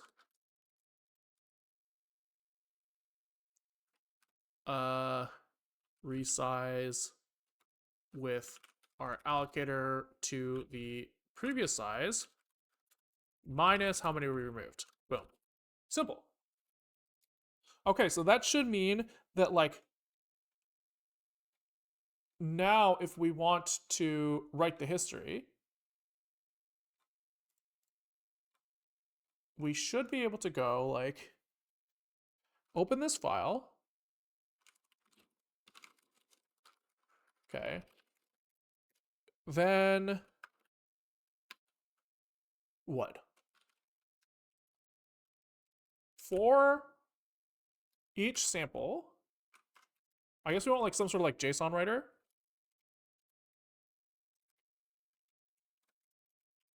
Like something like this. Does he need an allocator? No. Okay. Do we need to clean this thing up? We do. I wonder why. What the fuck does this guy have to clean up? Oh, I see, checking if we finished writing this thing out. So we should be able to like we should be able to like, I don't know, begin array, I guess.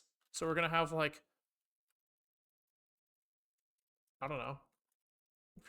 We're gonna have like a list of just a list of samples. Sure.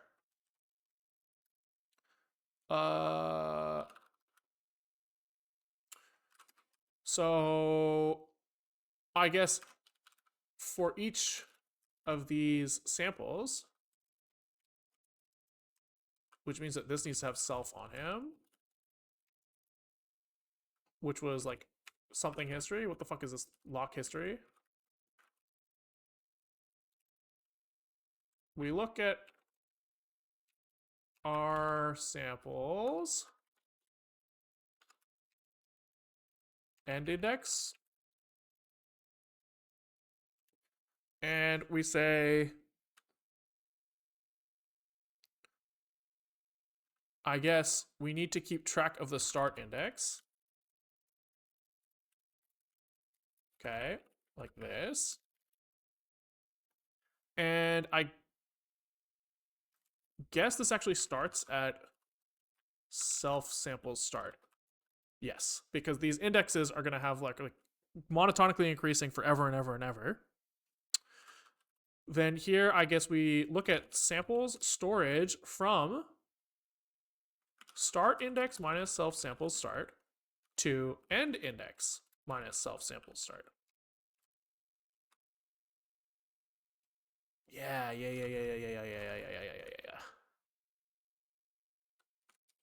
For samples, so we write this shit into the array. So we have like a new array here, here, yup, and then we write like just write the sample. Oh, surely that does it. So now what we do is every time we do this thing, every time we get this thing, we say, we need to like have this history here somewhere. Var history is equal to like lock history. Does this thing have like an init function on him? Hub function init with some allocator gives us a lock history. This thing is empty by default, and all we need to do is like say return with this allocator. Feels close. Yeah, I agree. It feels close. Here we have self as a lock history, and we just have to call like self samples dinit with the allocator and the storage dinit with the allocator. Okay, so now for each, when we get this thing, I guess here we have to say like get the fuck out of here. And for each node in this thing, we say history dot push node like this, right? And then after we walk this whole thing, we say history dot end sample like this, and then we write this thing out to args dot output path. Surely. All right. Yeah, seems reasonable so far.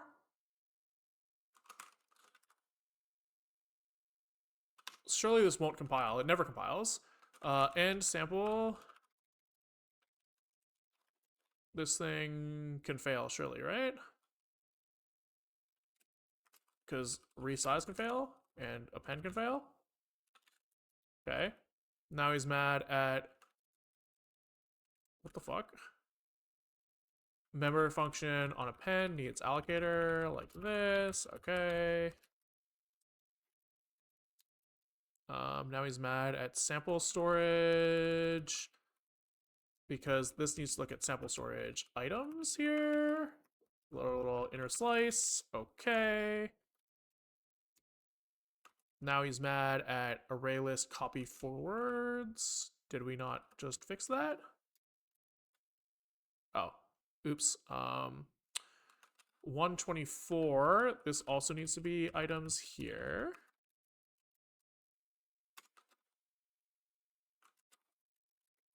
I keep doing it. Forgetting to write items. It's a hard life. Okay.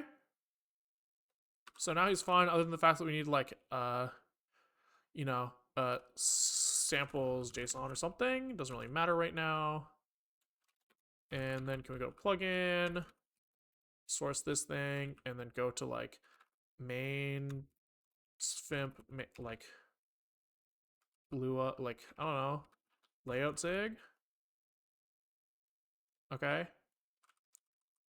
Now can we just look at, like, samples JSON and see what came out? So it looks like 1, 2, 3, 4, 5. We do have 5 samples. Now the question, and in the last one we had GUI source layout, GUI source layout. 1, 2, 3, 4. So that does seem kind of reasonable. And we just should we should fix this serialization so that it doesn't fucking output the strong type every time. So these, like, node IDs are like, where is it? Node IDs are essentially like a wrapper around a usize. So we should just be able to, like, pull the usize out like this, which should make this a lot nicer.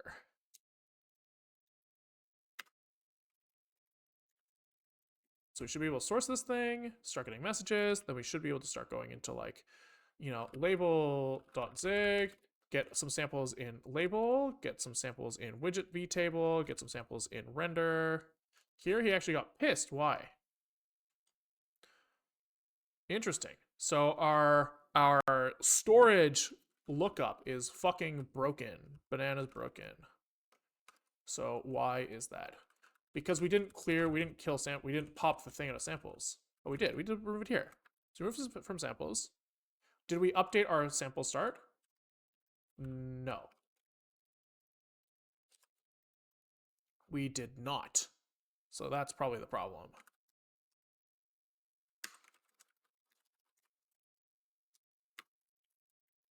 Oh, nice. Okay, so we go to, like, main svimp label zig, and let's spend some time here. 1, couple here, here, here, and then kill it.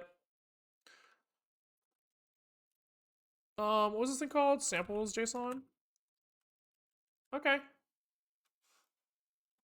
1, 2, 3, 4. I'm a little concerned this doesn't look right to me.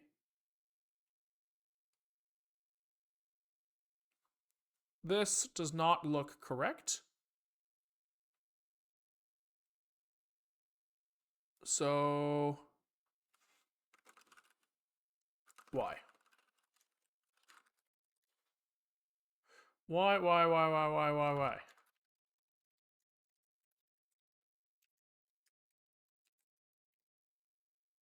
Okay.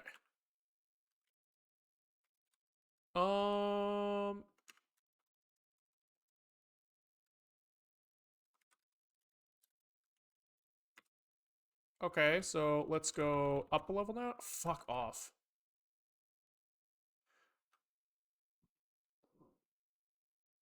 There's definitely a bug. Definitely a bug. So I guess we have to be a little bit more careful. So on push node, we append to sample storage. And sample, we append to our... Yep, okay, so we append to the samples. Would linear FIFO be too painful to use? I felt like it didn't do what I wanted, but I guess maybe... Yeah, I guess we could pop intentionally on the other side. Maybe. That's a maybe. That is a maybe, but I kind of want to try this first. I kind of want to fix this up. So he's saying that sometimes our end index is too large. End index minus self sample start is larger than the sample storage.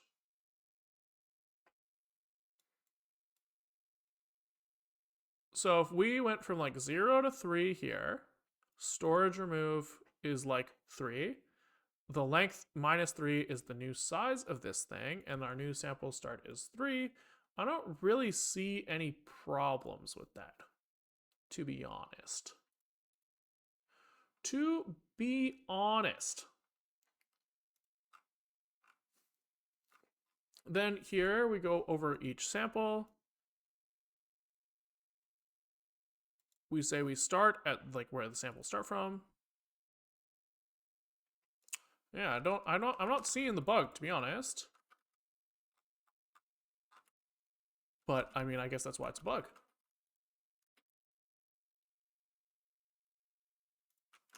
Let's make sure that we have like push node and end sample here. And maybe it would be interesting to write out, maybe we should have like a way to iterate the samples. Maybe that's easier, because then we can kind of like at least visually inspect this thing as we're going.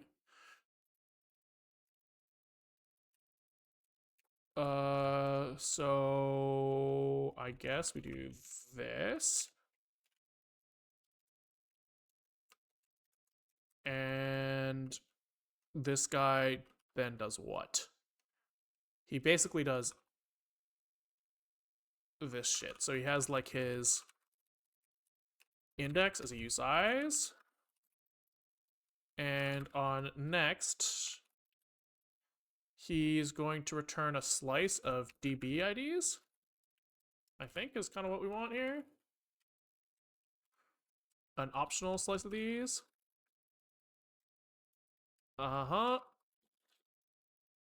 So if self index is greater than self history storage samples storage items len, we get the fuck out of here. We increment our index by 1, and then I guess we just have our start and end. So start is the, I guess we keep this here.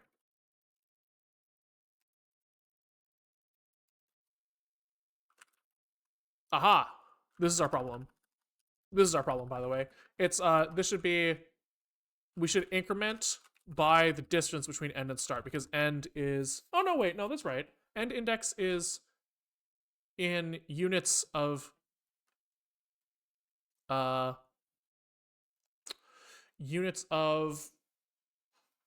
like monotonically incrementing things. So I guess we have end index is self history samples items at self index. Okay, so this kind of becomes like this, and then our samples are supposed to be these. It's supposed to be. It might not be, but it's supposed to be. Okay. And like this.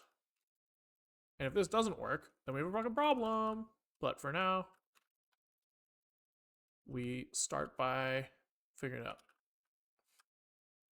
So start index is equal to self, or self start index like this, sample start. Okay, and then history is equal to self. Okay.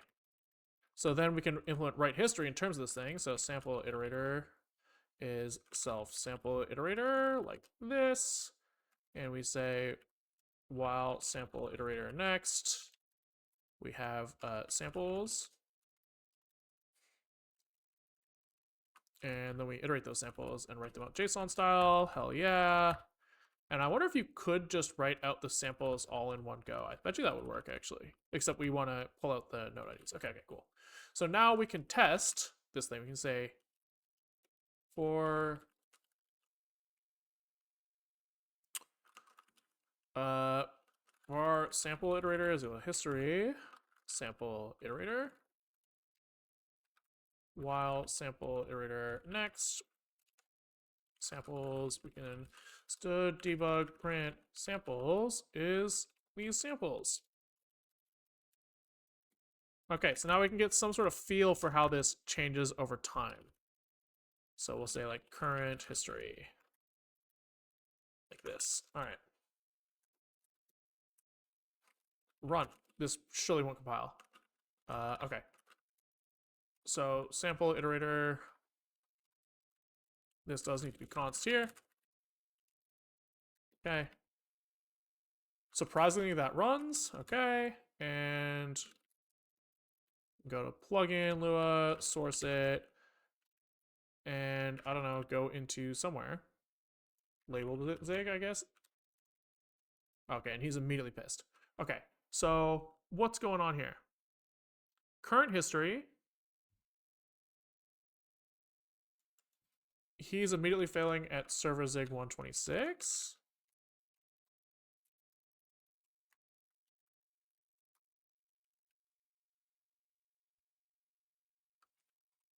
Oh, oops. Wrong check there. My bad. My bad.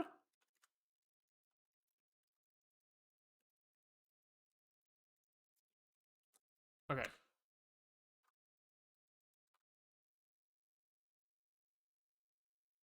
Okay. Seems fine. It does look like this is like slowly. We see this stuff kind of scrolling up, I think. Yeah, so we should be kind of stuck in the same location over and over again, which is not the case actually. Right? I would think that here we should always be seeing this. We should be seeing the same fucking shit over and over and over again, which we're not seeing, right? We're seeing some sort of like off by one, it feels like. So what we should be seeing is 773, 774, 372. Right, GUI source. We should be seeing like a unique five numbers. 1, 2, 3, 4, 5. And instead, we are not seeing that. We're seeing like the samples. It feels like, how the fuck did I just rotate all of my windows like this?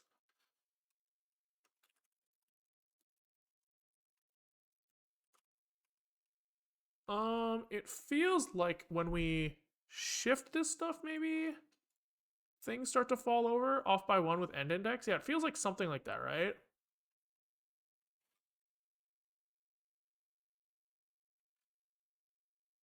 Oh, I'm a dumbass, actually, I'm pretty sure.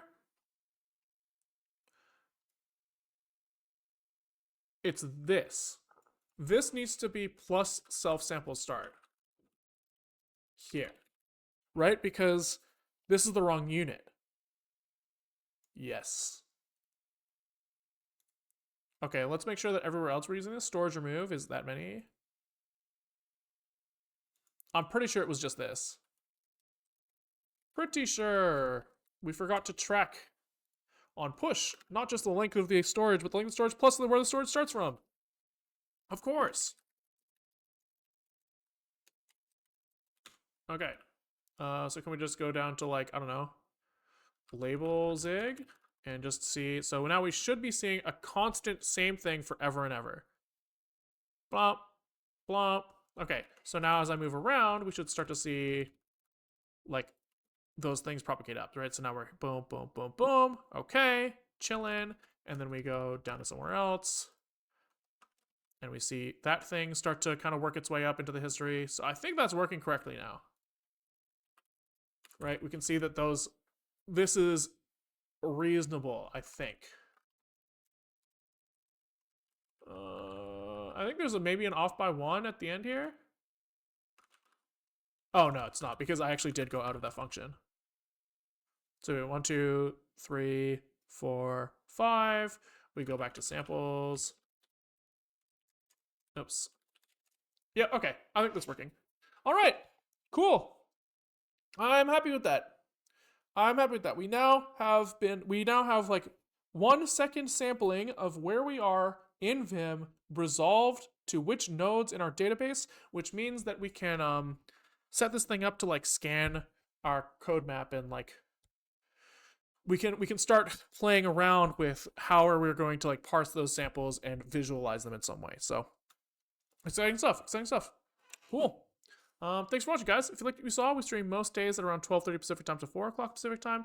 It is 4:20 Pacific time now, so anywhere between 4 hours ago and now, approximately, is when you should expect to see us live. If you're watching live and you're like, I want to keep up with the project, but I can't watch every day, there's a YouTube link in the Twitch description. VODs go up under the Building a Map of My Code playlist. There's also a GitHub link in the Twitch description where code will end up under the code map repo.